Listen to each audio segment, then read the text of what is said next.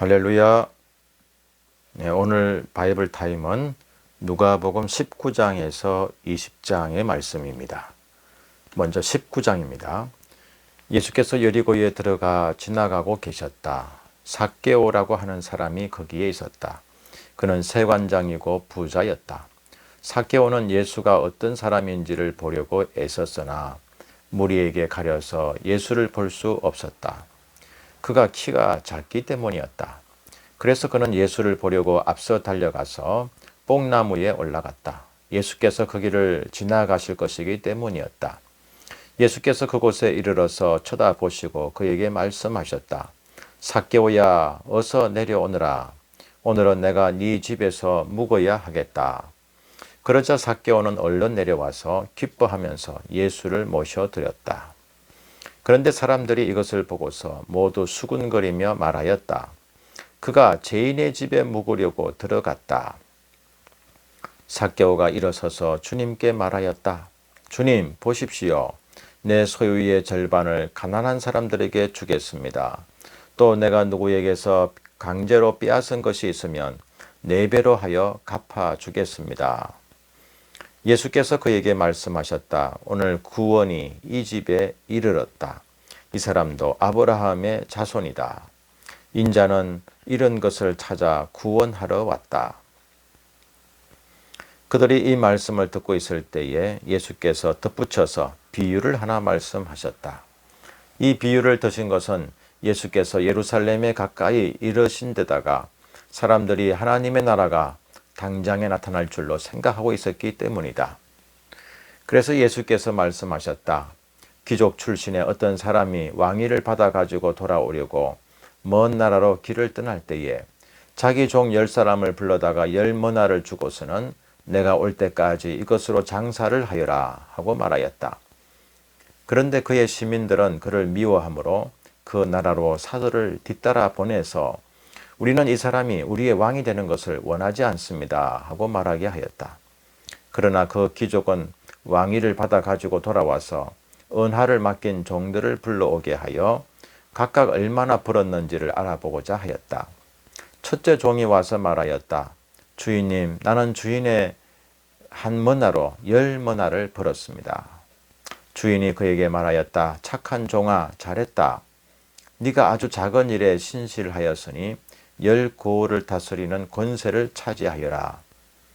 둘째 종이 와서 말하였다.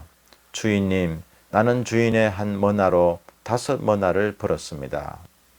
주인이 이 종에게도 말하였다. 너도 5고을을 다스리는 권세를 차지하여라. 또 다른 한 종이 와서 말하였다. 주인님, 보십시오. 주인의 한 머나가 여기에 있습니다. 나는 이것을 수건에 싸서 보관해 두었습니다. 주인님은 야무진 분이라서 맡기지 않은 것을 찾아가시고 심지 않은 것을 거두심으로 나는 주인님을 무서워하여 이렇게 하였습니다. 주인이 그에게 말하였다. 악한 종아, 나는 네 입에서 나온 말로 너를 심판하겠다. 너는 내가 야무진 사람이라서 맡기지 않은 것을 찾아가고 심지 않은 것을 거두어가는 줄 알고 있었지? 그러면 어찌하여 내 은하를 은행에 예금하지 않았느냐? 그랬더라면 내가 돌아와서 그 이자와 함께 그것을 찾았을 것이다. 그리고 그는 곁에 서 있는 사람들에게 말하였다. 이 사람에게서 한 머나를 빼앗아서 10머나를 가진 사람에게 주어라. 그들이 주인에게 말하기를 주인님, 그는 10머나를 가지고 있습니다 하였다. 내가 너에게 말한다. 가진 사람은 더 받게 될 것이요 가지지 못한 사람은 그가 가진 것까지 빼앗길 것이다. 그리고 내가 자기들의 왕이 되는 것을 원하지 않은 나의 이 원수들을 이리로 끌어다가 내 앞에서 죽여라. 예수께서 이 말씀을 마치시고 앞장서서 걸으시며 예루살렘으로 올라가고 계셨다. 예수께서 올리버 산이라 불리는 산에 있는 벳바게와 베다니에 가까이 오셨을 때에 제자 2사람을 보내시며 말씀하셨다. 맞은쪽 마을로 가거라. 거기에 들어가서 보면 아직 아무도 타본 적이 없는 새끼 나귀 한 마리가 매여 있을 것이다. 그것을 풀어서 끌고 오너라. 혹시 누가 너희에게 왜 푸느냐고 묻거든 주님께서 그것을 필요로 하십니다 하고 말하여라. 보내심을 받은 사람이 가서 보니 예수께서 그들에게 말씀하신 그대로였다. 그들이 새끼 나귀를 푸는데 그 주인들이 그들에게 말하였다. 그 새끼 나귀는 왜 푸는 거요? 그들이 대답하였다. 주님께서 그것을 필요로 하십니다. 그리고 그들이 그 새끼 나귀를 예수께로 끌고 와서 자기들의 옷을 나귀 등에 걸쳐 얹고서 예수를 올라타시게 하였다. 예수께서 나아가시는데 제자들이 자기들의 옷을 길에 깔았다. 예수께서 어느덧 올리브산의 내리막길에 이르르셨을 때에 제자의 온 무리가 기뻐하며 자기들이 본 모든 기적을 두고 큰 소리로 하나님을 찬양하면서 말하였다. 복되시다 주님의 이름으로 오시는 임금님. 하늘에는 평화, 지극히 높은 곳에서는 영광. 그런데 무리 가운데 섞여 있는 바리새파 사람 몇이 예수께 말하였다. 선생님의 제자들을 꾸짖으십시오. 그러나 예수께서 대답하셨다. 내가 너희에게 말한다. 이 사람들이 잠잠하면 돌들이 소리 지를 것이다. 예수께서 예루살렘 가까이에 오셔서 그 도성을 보시고 우시었다. 그리고 이렇게 말씀하셨다. 오늘 너도 평화에 이르게 하는 일을 알았더라면 좋을 터인데 그러나 지금 너는 그 일을 보지 못하는구나. 그 날들이 너에게 닥치리니 너의 원수들이 토성을 쌓고 너를 에워싸고 너를 사면에서 제어들어서 너와 네 안에 있는 네 자녀들을 짓밟고 네 안에 돌 한 개도 다른 돌 위에 얹혀 있지 못하게 할 것이다. 이것은 하나님께서 너를 찾아오신 때를 네가 알지 못했기 때문이다. 예수께서 성전에 들어가셔서 장사하는 사람들을 내쫓으시며 그들에게 말씀하셨다. 성경에 기록하기를 내 집은 기도하는 집이 될 것이다 하였다. 그런데 너희는 그것을 강도들의 소굴로 만들어 버렸다. 예수께서 날마다 성전에서 가르치셨다. 대제사장들과 율법학자들과 백성의 우두머리들이 예수를 없애버리려고 꾀하고 있었으나 어찌해야 할지 방도를 알지 못하였다. 백성이 모두 그의 말씀을 열심히 듣고 있었기 때문이다.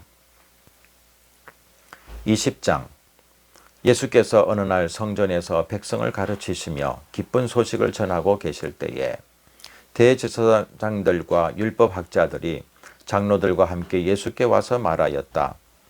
당신은 무슨 권한으로 이런 일을 합니까? 누가 이런 권한을 당신에게 주었습니까? 우리에게 말해 보십시오. 예수께서 그들에게 대답하셨다. 나도 너희에게 한 가지 물어보겠으니 나에게 대답해 보아라. 요한의 세례가 하늘에서 난 것이냐 사람에게서 난 것이냐? 그들은 자기들끼리 의논하면서 말하였다. 하늘에서 났다고 말하면 어찌하여 그를 믿지 않았느냐고 할 것이요. 사람에게서 났다고 말하면 온 백성이 요한을 예언자로 믿고 있으니 그들이 우리를 돌로 칠 것이다. 그래서 그들은 요한의 세례가 어디에서 났는지를 모른다고 대답하였다. 예수께서 그들에게 말씀하셨다. 나도 무슨 권한으로 이런 일을 하는지를 너희에게 말하지 않겠다. 예수께서 백성에게 이 비유를 말씀하셨다.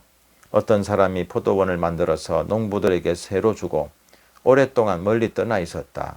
포도를 거둘 때가 되어서 포도원 주인은 포도원 소출 가운데서 얼마를 소장료로 받아오게 하려고 종 하나를 농부들에게 보냈다.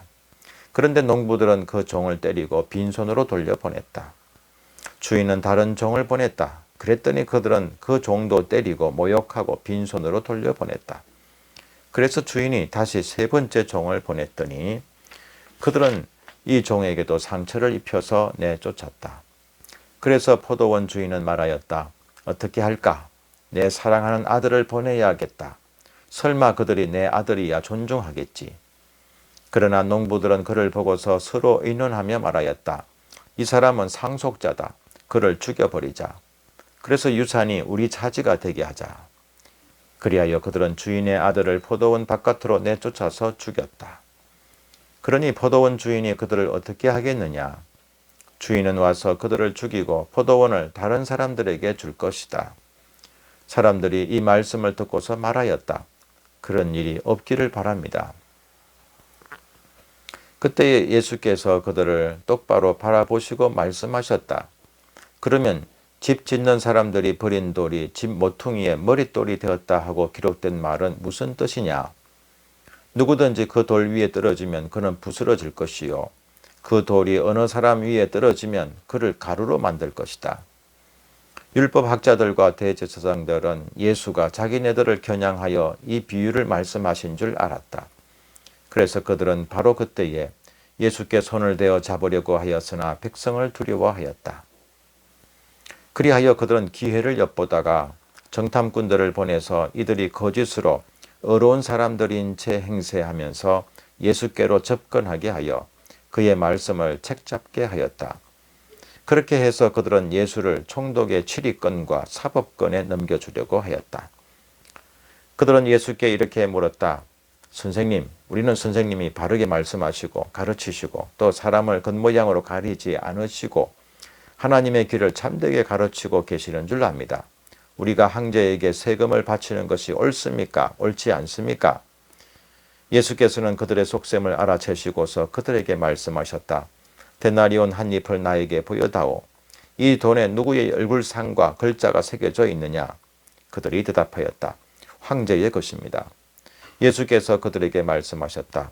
그러면 황제의 것은 황제에게 돌려주고 하나님의 것은 하나님께 돌려드리라. 그들은 백성 앞에서 예수의 말씀을 책잡지 못하고 그의 답변에 놀라서 입을 다물었다. 부활이 없다고 주장하는 사두개파 사람 가운데 몇 사람이 다가와서 예수께 물었다.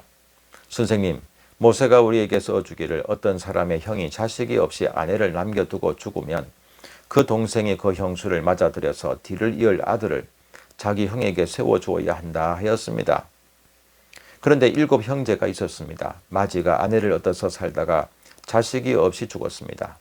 그래서 둘째가 그 여자를 맞아들였고 그 다음에 셋째가 그 여자를 맞아들였습니다. 7 형제가 다 그렇게 하였는데 모두 자식을 남기지 못하고 죽었습니다. 나중에 그 여자도 죽었습니다. 그러니 부활 때에 그 여자는 그들 가운데서 누구의 아내가 되겠습니까? 7이 다 그 여자를 아내로 맞아들였으니 말입니다. 예수께서 그들에게 말씀하셨다.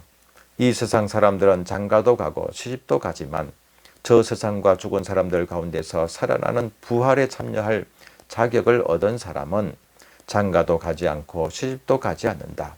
그들은 천사와 같아서 더 이상 죽지도 않는다. 그들은 부활의 자녀들이므로 하나님의 자녀들이다. 죽은 사람들이 살아난다는 사실은 모세도 가시나무 떨기 이야기가 나오는 대목에서 보여주었는데 거기서 그는 주님을 아브라함의 하나님, 이삭의 하나님, 야곱의 하나님이라고 부르고 있다. 하나님은 죽은 사람들의 하나님이 아니라 살아있는 사람들의 하나님이시다. 모든 사람은 하나님과의 관계 속에서 살고 있다. 이 말씀을 듣고서 율법학자 가운데 몇 사람이 말하였다. 선생님, 옳은 말씀입니다. 그들은 감히 예수께 더 이상 질문을 하지 못하였다. 예수께서 그들에게 말씀하셨다. 어떻게 사람들이 그리스도를 다윗의 자손이라고 하느냐? 다윗이 친히 시편에서 말하기를 주님께서 내 주께 말씀하셨다.